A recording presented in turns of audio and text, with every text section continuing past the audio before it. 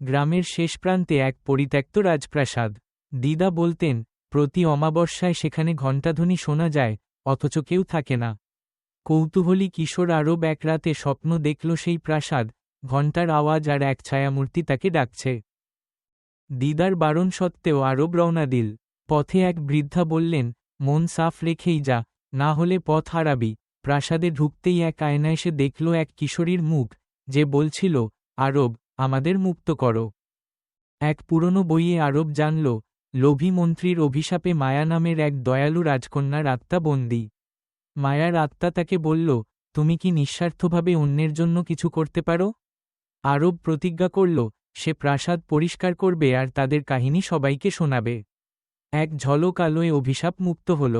ভয়কে জয় করে সত্যের পথে চলা সহজ নয়, কিন্তু যদি মন নিখুঁত ও নিঃস্বার্থ হয়, তবে সবচেয়ে বড় রহস্য উদ্ঘাটন করা সম্ভব।